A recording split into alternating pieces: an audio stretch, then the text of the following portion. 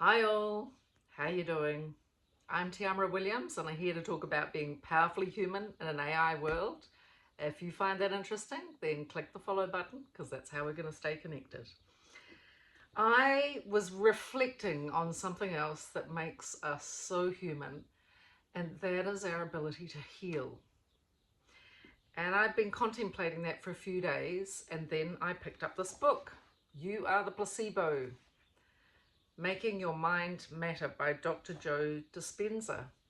And I just thought I would share an amazing story out of this book. In the foreword, it says, by changing your internal state, you can change your external reality. Joe masterfully explains the chain of events that starts with intentions originating in the frontal lobe of your brain and then translating into chemical messages called neuropeptides that send signals throughout your body, turning genetic switches on or off.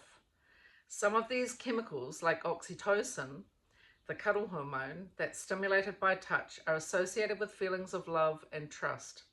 With practice, you can learn to quickly adjust your set points for stress hormones and healing hormones.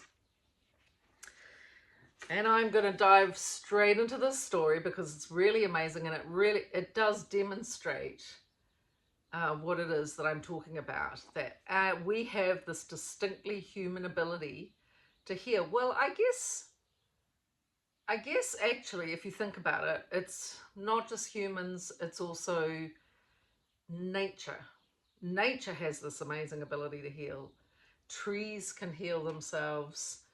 Animals can heal. I mean, it's so amazing. When Obi gets a sore foot or a bad tummy, he gives me such an amazing lesson on how to heal, because he goes off into a quiet space and he just does nothing until it's better. And it's usually better within 24 hours, maybe longest 48 hours.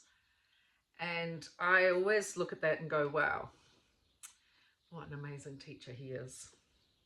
So this is the story of Joe Dispenza when he was 23, and he was a chiropractor in California. And he was training, or had been training, for triathlons for months. He'd finished the swimming segment and was in the biking portion of the race when it happened. He was coming up to a tricky turn when I knew I'd be merging with traffic. A police officer, with his back to the oncoming cars, waved me on to turn right and follow the course. Since I was fully exerting myself and focused on the race, I never took my eyes off him. As I passed two cyclists on that particular corner, a red four-wheel drive Bronco going about 55 miles an hour slammed into my bike from behind. The next thing I knew, I was catapulted up into the air and then landed squarely on my backside. Because of the speed of the vehicle and the slow reflexes of the elderly woman driving the Bronco, the SUV kept coming toward me, and I was soon reunited with its bumper. I quickly grabbed the bumper in order to avoid being run over and to stop my body from passing between metal and asphalt. So I was dragged down the road before the driver realized what was happening. When she finally did abruptly stop, I tumbled out of control for about 20 yards. I can still remember the sound of the bikes whizzing by and the horrified screams and profanities of the riders passing me, not knowing whether they should stop and help or to continue on the race. As I lay there, all I could do was surrender.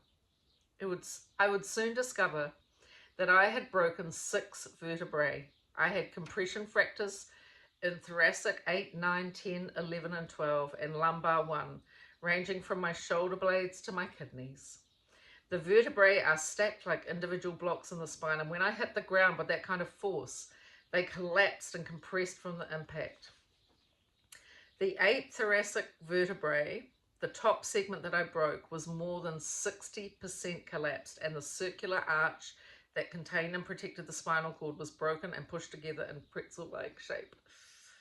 When a vertebra compresses and fractures, the bone has to go somewhere. In my case, a large volume of shattered fragments went back toward my spinal cord. It was definitely not a good picture. As if I were in a bad dream gone rogue, I woke up the next morning with a host of neurological symptoms, including several different types of pain, varying degrees of numbness, tingling, and some loss of feeling in my legs, and some sobering difficulties in controlling my movements.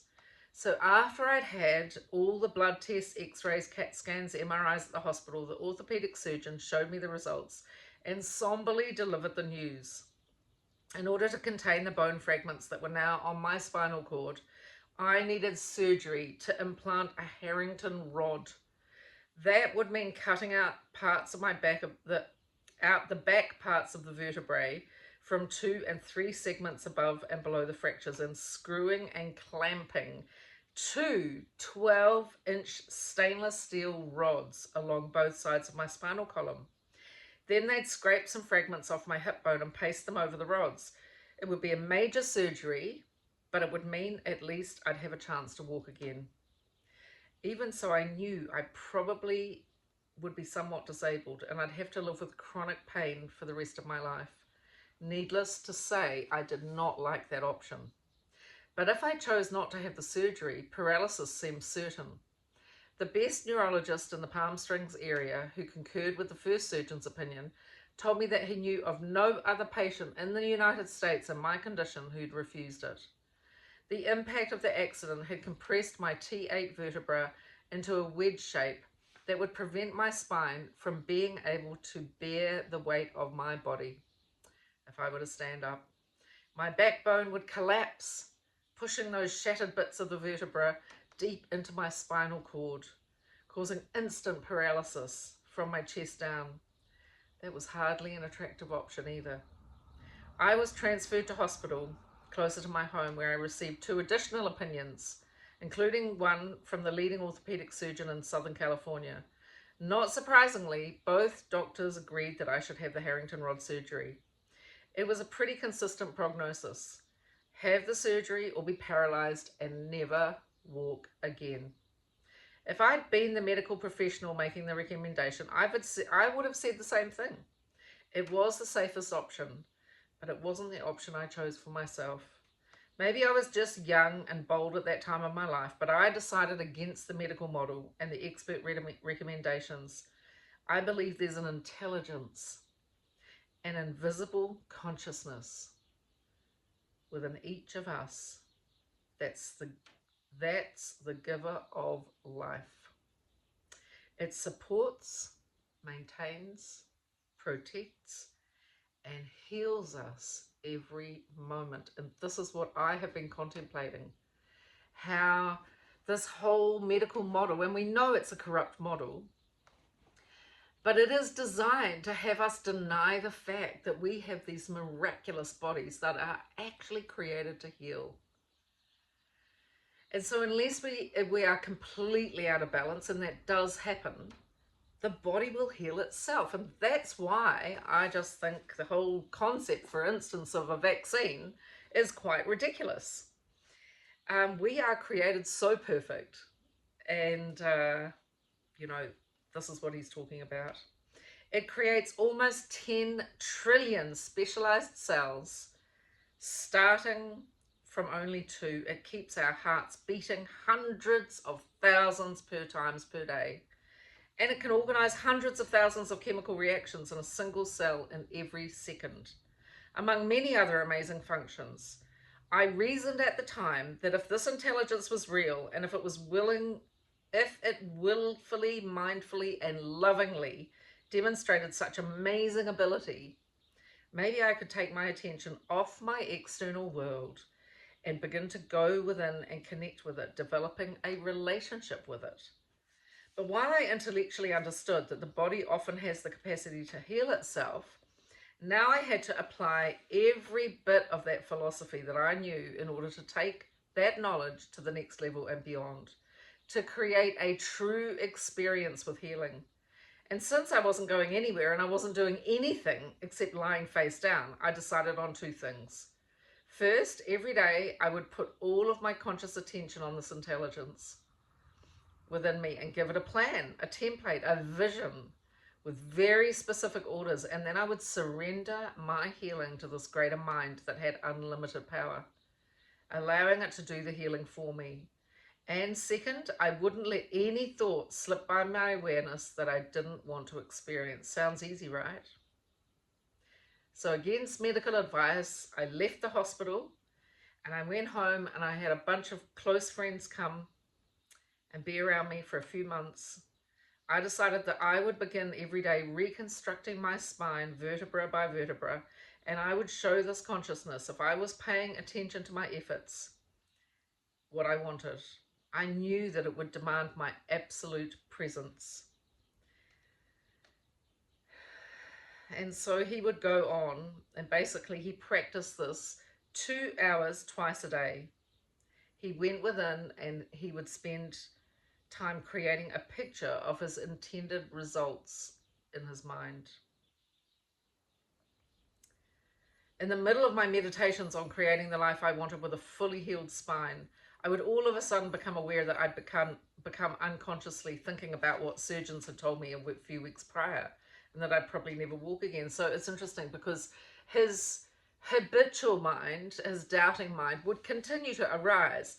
But just those 2 hours of conscious attention on the intention of his outcome, he found that it was enough. So after 6 weeks of battling with myself and making the effort to be present with this consciousness, I was able to make it through my inward reconstruction process without having to stop and start over from the beginning, because he would make himself start from the beginning if he lost track. At 9.5 weeks after the accident, I got up and walked back into my life without having any body cast or any surgeries. I had reached full recovery. I started seeing patients again at 10 weeks. Remember, he was a chiropractor, and was back to training and lifting weights again, and while continuing my rehabilitation at 12 weeks. And now, almost 30 years after the accident, I can honestly say I have hardly ever had back pain ever since. So that is what I wanted to talk about today, is our human capacity to use our conscious thought in combination with the divine energy to heal our body. And that is absolutely remarkable. And I think it's something that it's these factors that make us so uniquely human, is where we need to invest ourselves now, invest our energy, invest our attention, and become powerfully human in this AI world. I'll see you again soon.